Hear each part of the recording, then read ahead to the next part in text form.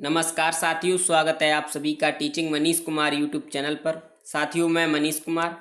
आज आपकी जो क्लास होने वाली है वो सीटेट एग्ज़ाम की एक तरीके से नींव रखने वाले हैं। यहाँ से सीडीपी की ये आपकी पहली क्लास है। इससे पहले हम आपको सीडीपी के बारे में कंप्लीट जानकारी दे चुके थे कि बाल विकास की जो आपके सीटेट एग्ज़ाम में ज़रूरत पड़ी क्या है और वो किस लिए है।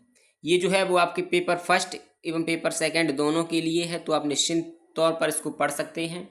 और अगली जानकारी आप लोगों के लिए ये है कि हमने अपने जो बताया था आपको कि हम अपने नोट्स के साथ में ही आपको पढ़ा रहे हैं, तो ये जो क्लास होगी वो अपने नोट्स के द्वारा ही हमने बनाई है।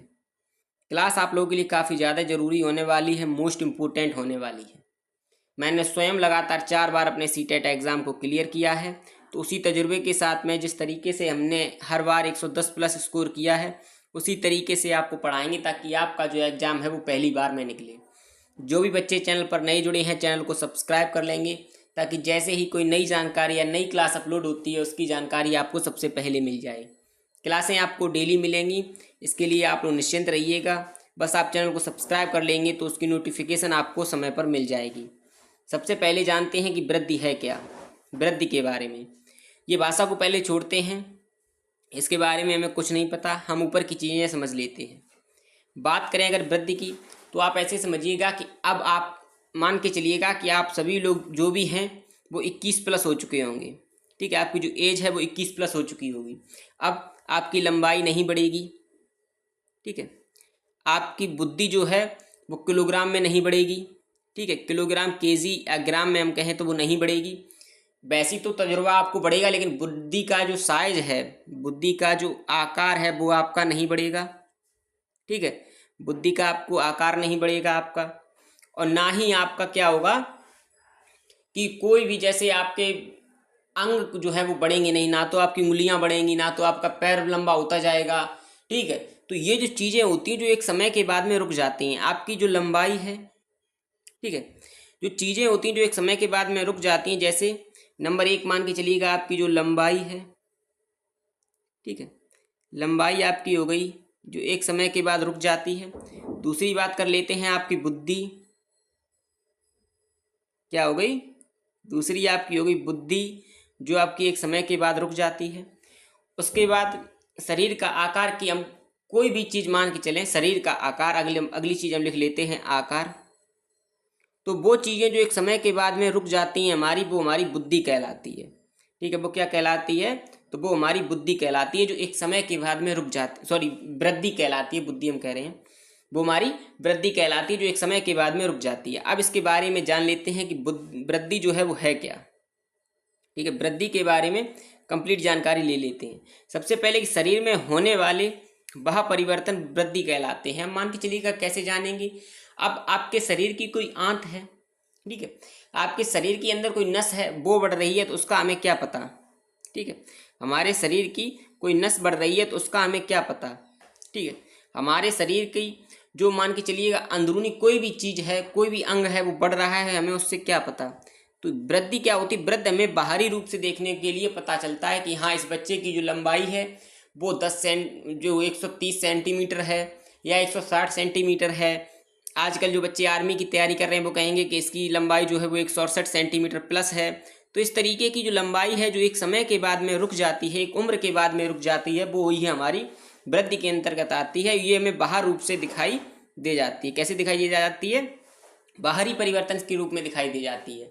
जैसे अब आप एक 18 साल से छोटे के बच्चे को देखिएगा तो आप कहेंगे कि अरे, मान के चलिएगा कि आप किसी रिश्तेदारी में गए, 2 से 3 साल बाद आप वहाँ पर गए, तो पहले आप लोगों के साथ भी ऐसा हुआ होगा कि जब आप छोटे होंगे तो नानी के घर पे गए, फिर आप वापस आ गए, 1-2 साल बाद नहीं जा पाए, फिर 2 से 3 साल बाद आप दोबारा गए वहाँ पे। तो जो लोग वहाँ के देखते हैं वो कहेंगे कि अरे आप तो बहुत बड़े हो गए, अरे बेटा इतना बड़ा हो गया, अरे बिटिया इतनी बड़ी हो गई। तो ये जो तरीका है वो हमें वृद्धि दिखाई देती है उन्हें। क्यों, क्योंकि वो आपके शरीर का जो आकार है वो बढ़ रहा है। अब आप लोग 21 साल के हो गए, ठीक है, 21 प्लस हो गए, तो अब अगर आपका जो आप जाएंगे अपनी नानी के घर पे या कहीं भी रिश्तेदारी में, तो रिश्तेदार क्या कहेंगे, तो वो कहेंगे अरे बेटा नौकरी क्या कर रहे हो, तैयारी क्या कर रहे हो। कोई ये नहीं कहेगा अरे बेटा तो बहुत बड़ी हो गई है। हाँ, ये जरूर कहेंगे कि बेटा की शादी की उम्र हो गई। क्या कहेंगे, ये जरूर कहेंगे कि शादी की उम्र हो गई, लेकिन ये नहीं कहेंगे बेटी ये तो इतनी लंबी हो गई, अरे ये इतनी, क्योंकि ये सवाल अब आप लोगों के लिए रहे नहीं हैं। ठीक है, आप लोगों के लिए अब क्या सवाल रहे कि बेटा शादी कब करोगे, बेटा नौकरी कब करोगे। तो ये तरीके के सवाल अब आप लोगों के लिए रह गए हैं, जिन्हें जिन्हें सुनने से बहुत ज़्यादा गुस्सा आ जाती है। ठीक है, तो ये शरीर के बाहरी परिवर्तन को दर्शाता है। उसके बाद शरीर में शारीरिक विकास का मापन वृद्धि के माध्यम से होता है। हमने क्या कहा आपसे, शरीर की लंबाई लंबाई का जो मापन होता है वही वृद्धि है आपकी, ऐसे समझिएगा। अगली कि व्यक्ति के शरीर की लंबाई का मापन वृद्धि के अंतर्गत आता है, समझ गए। उसके बाद वृद्धि एक समय के बाद रुक जाती है। हम आपसे सबको यही कह रहे हैं कि जो चीज़ एक समय के बाद रुक जाती है, लंबाई का बढ़ना एक समय के बाद रुक जाता है, बुद्धि का जो आकार है वो एक समय के बाद रुक जाता है। तो ये जो चीज़ें होती हैं वो ही तो हमारी वृद्धि है। तो अगली बात कर लेते हैं कि विकास क्या है। अगली बात क्या कर ले, वृद्धि हमने समझ ली अच्छी खासी।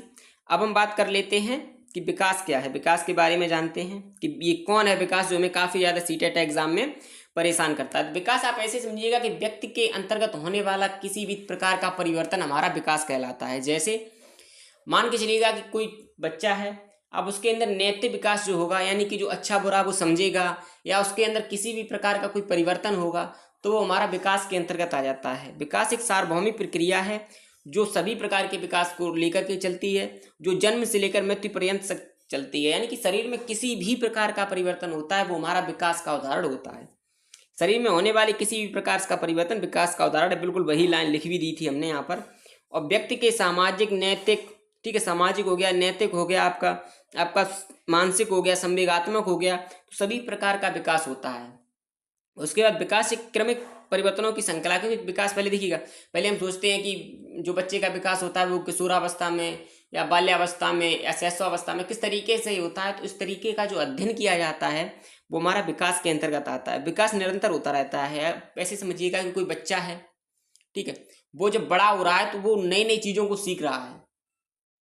कभी एक बच्चा छोटा है, जैसे आप ही हैं, आप एग्जाम दे रहे हैं, अब अगर आपको ने विकास को अभी तक नहीं पढ़ा है, ठीक है, बच्चे में विकास किस तरीके से होता है, तो आप इस चैप्टर को जो पढ़ रहे हैं तो आप एक नई चीज़ सीख रहे हैं। तो आप क्या कर रहे हैं, आप इसमें एक विकास ही तो कर रहे हैं। आप इसमें एक विकास ही तो कर रहे हैं, एक नई चीज़ को अपने जीवन में जोड़ रहे हैं, यही तो हमारा विकास है। आगे देखते हैं इनके बारे में डिटेल से कि वृद्धि क्या है। तो वृद्धि भाव परिवर्तन है, हमने इसको बारे में बता दिया आपको। वृद्धि वह है जिसे हम माप सकते हैं, इसके बारे में बता दिया। वृद्धि का एक मात्रक होता है, यानी मात्रक के माध्यम से हम वृद्धि को माप सकते हैं। इसके बाद इसमें व्यक्ति विकास क्या है, विकास के बारे में जानेंगे। तो इसमें व्यक्ति के सभी आयाम हमने आपको बताया था, शारीरिक, मानसिक, सामाजिक, संवेगात्मक आदि का विकास होता है। ये वृद्धि का व्यापक रूप होता है, यानी कि वृद्धि काफ़ी छोटी है, विकास उसका बहुत बड़ा रूप है। ठीक है, और किसी व्यक्ति के शरीर में होने वाला कोई भी परिवर्तन विकास कहलाता है। हमने आपको इसके बारे में कंप्लीट जानकारी दे दी थी। आगे बढ़ते हैं, इनके बारे में जानते हैं, इनका अंतर, वृद्धि और विकास का अंतर की अगर बात करें तो इसमें पहली चीज है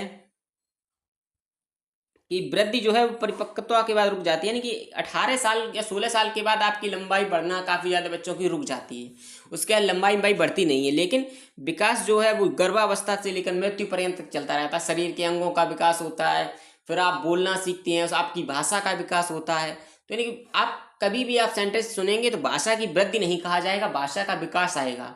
ठीक है, नैतिक वृद्धि नहीं कहा जाएगा, नैतिक विकास आएगा। वृद्धि जो शब्द यूज होता है वो शरीर की लंबाई के लिए ही यूज होता है। ठीक है, वृद्धि शरीर में होने वाले वह परिवर्तनों को दिखाता है। हमने आपसे कहा कि आपके शरीर में किस प्रकार के परिवर्तन होते हैं, वो वृद्धि दिखाती है। और विकास आंतरिक एवं बाह्य दोनों प्रकार के परिवर्तन दिखाता है। वृद्धि दिशाहीन होती है और विकास की दिशा निश्चित होती है। वृद्धि को प्रत्यक्ष रूप से देखा जा सकता है, सही बात है। अब व्यक्ति की कितनी लंबाई बढ़ रही है, हमने उदाहरण दिया था आपको कि आप नानी के घर पे गए 2 से 3 साल बाद, तो आपके जो बड़े होते थे वो आपसे पूछा करते थे कि अरे बेटा तो बहुत बड़ा हो गया, बेटी तो बहुत बड़ी हो गई। तो ये जो चीज़ें होती हैं वो हमारी प्रत्यक्ष रूप से वृद्धि दिखाई देती है। विकास व्यक्ति के सभी आयामों पर निर्भर होता है, सामाजिक हो गया आपका, चाहे शारीरिक हो गया, नैतिक हो गया, हर तरीके से निर्भर होता है। व्यक्ति जो वृद्धि होती है वो केवल शारीरिक परिवर्तन होता है, और वृद्धि का हम मापन कर सकते हैं, लेकिन विकास का हम मूल्यांकन कर सकते हैं, यानी कि व्यक्ति के अंदर कितनी नैतिकता है। इसका हम ये तो नहीं कह सकते कि व्यक्ति के अंदर 2 किलो नैतिकता है या व्यक्ति के अंदर 500 ग्राम वो है धार्मिक बुद्धि है, हम ये नहीं कह सकते। हम क्या कह सकते हैं कि व्यक्ति के अंदर हो सकता है, व्यक्ति के अंदर बहुत ज़्यादा नैतिकता है, ठीक है। व्यक्ति काफ़ी ज़्यादा अपनी संवेगात्मक जो क्रियाएं हैं वो अच्छी तरीके से कर रहा है। तो ये जो चीज़ें होती हैं इनका हम केवल मूल्यांकन कर सकते हैं, ना कि हम इनका मापन कर सकते हैं। और वृद्धि जो होती है वो रेखीय होती है, यानी कि एक निरंतर दिशा में चलती है बस। और विकास विकास आपका एकीकृत होता है, उसमें सभी तरीके का आपका विकास जो होगा वो शारीरिक भी होगा, मानसिक भी होगा, संवेगात्मक भी होगा, सामाजिक भी होगा। तो इस तरीके का विकास होता है। आगे बढ़ लेते हैं। विकास के सिद्धांत जो इम्पोर्टेंट हैं अब आपके एग्जाम में आना बंद हो चुके हैं। एक दो ही आपके आते हैं जो आपके ऑप्शन में देखने को मिल जाते हैं, ज़्यादा आपको नहीं मिलते। तो विकास के सिद्धांत के बारे में जानेंगे क्या क्या है ये। पहले कलर चेंज कर लें थोड़ा, चलिएगा जानते हैं विकास के सिद्धांत के बारे में। सतत एवं निरंतर विकास का सिद्धांत ऐसे समझिएगा कि आप व्यक्ति का जो विकास होता है वो निरंतर होता रहता है। आप पहले हम लोग नोकिया फ़ोन यूज करते थे, फिर हम थोड़ा और डेवलप हुए। अब सभी के पास स्मार्टफोन है, सभी के पास क्या है, सभी के पास स्मार्टफोन है। अब उससे भी आगे चले, बच्चों ने क्या किया, लैपटॉप टैबलेट लेना शुरू किया कि नहीं इससे अच्छी तैयारी होगी। पहले हम कोचिंगों के लिए काफ़ी ज़्यादा परेशान हुआ करते थे। हम क्या करते थे कि हम बड़ी बड़ी जगह, दिल्ली हो गया, हमारा कानपुर हो गया, ऐसी जगह जा कर के कोचिंग करते थे। लेकिन अब क्या हो गया, अब आपका ऑनलाइन का ज़माना है। अब आप वही कंटेंट जो है वो अच्छे पढ़े हुए टीचरों के साथ में देख करके पढ़ सकते हैं। तो ये जो चीज़ें हैं जो हम निरंतर सीख रहे हैं वही तो हमारा विकास है। ठीक है, तो ये जो परिवर्तन हो रहा है यही विकास है। उसके बाद परस्पर संबंध होता है। सही बात है, विकास एक चीज़ दूसरी चीज़ से जुड़ी हुई होती है। यदि व्यक्ति के अंतर्गत शारीरिक विकास हो रहा है तो उसका भाषा का भी विकास हो रहा है, व्यक्ति बोल भी रहा है, ठीक है, उसका मानसिक विकास भी हो रहा है। समान प्रतिमान का सिद्धांत हम ऐसे लेकर के चलते हैं कि देखिए कुत्ते के बच्चे जो होते हैं, कुत्ते की जो प्रजाति होती है वो एक समान होती है। ठीक है, हम दूर से, अब कुत्ता जो है वो आपको हाथी की तरीके नहीं दिखेगा, सभी प्रकार के कुत्ते एक जैसे दिखेंगे। आदमी जो होता है वो उनकी आकृति अलग ही होती है। सभी प्रकार के आदमी आपको एक जैसे ही दिखेंगे। उनके दो पैर होते हैं, दो हाथ होते हैं, छोटे छोटे कान होते हैं, दो आंखें होती हैं। किसी भी आदमी का ऐसा नहीं है कि चार हाथ हो जाएं, चार पैर हो जाएं, पांच आंखें हो जाएं, ऐसा नहीं है। सभी की दो दो ही उसी सिस्टम में होती है। सभी इंसानों में एक जैसी होंगी। हाथियों की वही होता है, एक सूंड होती है। बिना सूंड का हाथी आपने कहीं देखा है? ठीक है, तो ये जो चीज़ें होती हैं वो ही आपकी जो समान प्रतिमान का है, यानी समान जाति के ही होते हैं। एक वर्ग जो होता है वो एक तरीके से ही दिखता है, ऐसे समझिएगा। इसका मतलब ये है। उसके बाद एकीकरण का सिद्धांत। अब बच्चे का जो विकास होता है वो पहले बड़े अंगों का विकास होता है, ऐसे समझिएगा। जैसे कोई बच्चा है उसके पहले बड़े अंगों का विकास होगा, जैसे पूरे हाथ का विकास हुआ, फिर उसकी उंगलियों का विकास हुआ। तो इस तरीके का जो विकास होता है, पहले उसके संपूर्ण आकृति का विकास होता है, उसके बाद उसके भागों का विकास होता है। उसके बाद व्यक्तित्व भिन्नता भी पाई जाती है। अब कुछ बच्चे ऐसे होते हैं जो कि इतने अच्छे माहौल से नहीं आते हैं जो उन्हें माहौल मिलना चाहिए था शिक्षा का। तो उन बच्चों को आप देखिएगा कि वो पढ़ने में काफ़ी ज़्यादा कमजोरी महसूस करते हैं या थोड़ी हिचक महसूस करते हैं। और बहुत से बच्चे ऐसे होते हैं जो कि बड़े माहौल से अच्छी तरीके से पढ़ करके आते हैं, तो वो उन चीज़ों को आसानी से कनेक्ट कर सकते हैं। लेकिन जो ग्रामीण बच्चे होते हैं, जो वैसे बच्चे होते हैं, वो थोड़ा मेहनत कर करके धीरे धीरे उनसे बराबरी कर लेते हैं। तो ये जो तरीका होता है, इस तरीके से भिन्नताएं पाई जाती हैं, इनको भी किया जाता है। तो ये भिन्नताएं हमारी विकास के अंतर्गत आती हैं। आगे अगर बढ़ें तो विकास की 3 अवस्थाएं हैं, इनके बारे में मोटा मोटा जान लेते हैं कौन कौन सी हैं। तो पहली हमारी अवस्था होती है शैशवावस्था, दूसरी बाल्यावस्था, तीसरी किशोरावस्था। इन्हीं तीनों अवस्थाओं से आपके सीटेट एग्जाम में 1 से 2 प्रश्न आपको जरूर देखने को मिल जाएंगे। बात करें अगर आपकी शैशवावस्था की तो 0 से 5 वर्ष, बाल्यावस्था की 6 से 12 वर्ष, और आपकी बात करें अगर किशोरावस्था की तो वो आपकी होती है 13 से 18 वर्ष। ठीक है, कितनी होती है? वो आपकी होती है 13 से 18 वर्ष। आगे बढ़े अगर, अब देख लेते हैं शैशवावस्था की विशेषताएं क्या हैं। विशेषताओं से भी आपके प्रश्न आ जाते हैं, तो आपको हर तरीके की चीज़ें करा रहे हैं यहाँ पर। बात करेंगे शैशवावस्था की विशेषताओं की, तो आपके इनमें क्या होता है, तीव्र शारीरिक एवं मानसिक विकास होता है। छोटे बच्चे का जो मानसिक विकास और शारीरिक विकास होता है वो तीव्र गति से होता है। जब बच्चा पैदा होता है तब आप उसको देखिएगा, उसके बाद 9 महीने के बाद बच्चे को देखिएगा, 9 मंथ के बाद आप बच्चे को देखिएगा, आप में उनका फ़र्क जो है वो सामने मिल जाएगा। दोहराने की प्रवृत्ति होती है, बच्चा दोहरा दोहरा कर चीज़ों को सीखता है। ठीक है, बार बार वही चीज़ को कहेगा तब सीखेगा। सीखने की प्रक्रिया तीव्रता होती है उनमें बहुत तेज, यानी कि आप एक बार उस चीज़ को बच्चे को कह दो, अगर बच्चे के सामने आपने धोखे में कोई गाली निकल जाए तो बच्चा उस गाली को बहुत जल्दी सीखेगा। कोई आप देखिए छोटे बच्चे के सामने गाना गा दिया तो वो बच्चा वो गाना को ही गाता रहेगा। तो ये चीज़ें होती है, बच्चा वो सीखने में बहुत ज़्यादा तीव्रता रखता है, आत्म प्रेम की भावना होता है, सभी चीज़ों को ये समझता है ये हमारे हिसाब से ही चलें, सभी लोग हमको ही चाहें। ठीक है, अनुकरण के द्वारा सीखता है। बड़ी बड़ी जैसे बेटा इसे बोलो आम तो वो कहेगा आम, इसको बोलो सेब तो वो कहेगा सेब, बेटा इनसे को चाचा तो वो कहेगा चाचा। इस तरीके के जो बच्चा सीखता है वो हमारा क्या कहलाता है, अनुकरण के द्वारा सीखना, यानी बड़ों के माध्यम से सीखना।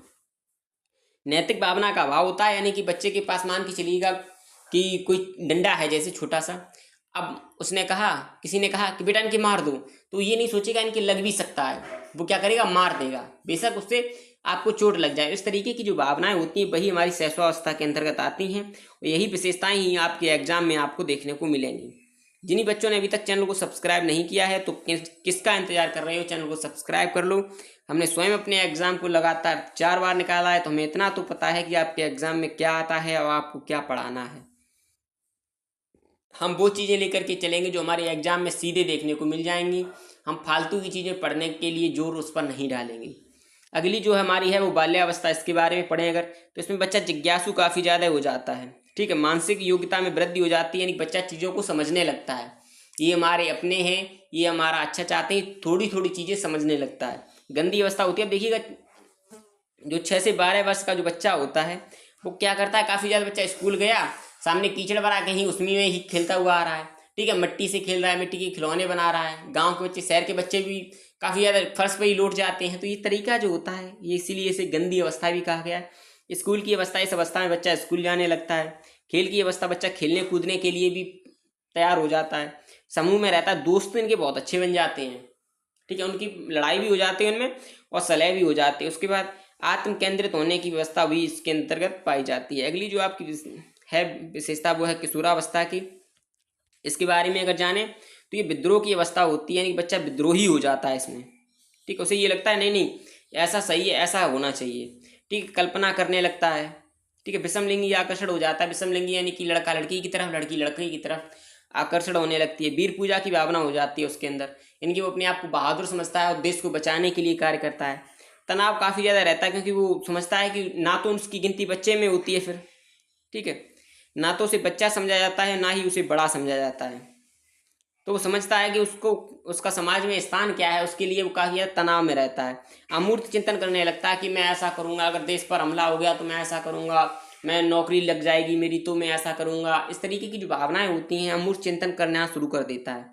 समाज सेवा बच्चे के अंदर काफ़ी ज़्यादा पाई जाती है और देश प्रेम की भावना भी काफ़ी ज़्यादा होती है। क्लास आपको कैसी लगी हमें जरूर बताइएगा। जिस भी बच्चों ने अभी तक चैनल को सब्सक्राइब नहीं किया है चैनल को सब्सक्राइब करिएगा, शेयर करिएगा सभी दोस्तों के साथ में, रिश्तेदारों के साथ में, और जो कोई बच्चा सीटेट एग्ज़ाम की तैयारी कर रहा है उसके पास। ऐसे समझिएगा कि हम आपके साथ जुड़ चुके हैं। अब हमने आपके 2 टारगेट रखे हैं आपको पढ़ाने के लिए। पहला, सुबह आपकी कंटेंट की क्लास होगी। ठीक है, फिर आपको 3 बजे के बाद 4 बजे लगभग आपको क्लास मिलेगी, वो आपको मिलेगी PYQ की, जिसमें आपको प्रीवियस ईयर के 20 क्वेश्चन आपको कराए जाएंगे और वो 20 क्वेश्चन आपके ऐसे होंगे जो जिसमें आपकी पेडागोजी भी होगी और आपका कंटेंट भी होगा। तो आप समझिएगा कि 20 क्वेश्चन ये, और इसका अगर गुणा कर लें हम 20 गुणा जो हमारे पास दिन रह गए हैं, मान के चलिएगा नवंबर हमारे पास है, अक्टूबर हमारे पास 60 और 10 दिन 70 दिन जो रह गए हैं, तो 7 दूनी 1400 क्वेश्चन आपके तैयार हो जाएंगे। तो इन 1400 क्वेश्चन का मतलब ये है कि आप कंटेंट में काफ़ी बेहतर हो जाएंगे, जिसमें हम कम से कम आपके 800 क्वेश्चन जो होंगे वो हम पेडागोजी के ही लेंगे। तो ये जो तरीका है, इस तरीके से आप अच्छी तरीके से चीज़ों को पढ़ सकते हैं। हमने ये टारगेट रखा था कि हम इस बार आपके एग्ज़ाम को काफ़ी अच्छा निकलवाएंगे, चाहे वो आपका पेपर सेकंड हो या आपका पेपर फर्स्ट हो। तो तरीका आपको समझ में आ गया कि पहले आपको कंटेंट मिलेगा, कंटेंट कंप्लीट होने के बाद में CDP हमारी 30 क्लासें होंगी और 30 क्लासों में हम CDP अपनी कंप्लीट कर देंगे, जिन बच्चों को हर बच्चे को वो क्लास समय पर मिल जाएगी। उसके बाद हमारी दूसरा जो टारगेट होगा वो हमारा होगा साइंस। जैसे मान के चलिए साइंस भी हो गई हमारी पढ़ाने के लिए, साइंस की भी आपको कोशिश करेंगे कि डेली 1 से 2 क्लासें मिल जाएं और PYQ पर हम आपके विशेष ध्यान देंगे। तो ये जो क्लासें हैं वो आपको तभी मिल पाएंगी जब आप लोग चैनल को सब्सक्राइब कर लेंगे। तो जुड़िएगा हमारे साथ। हमने स्वयं अपने एग्ज़ाम को बार बार निकाला है, तो हमें पता है। उन्हीं नोट्स के साथ में हम आपको पढ़ा रहे हैं जिनसे हमने स्वयं पढ़ा था। ध्यान रखिएगा अपना, पढ़ते रहिएगा, लगातार मेहनत करिएगा और बोलिएगा हमारे साथ जय हिंद।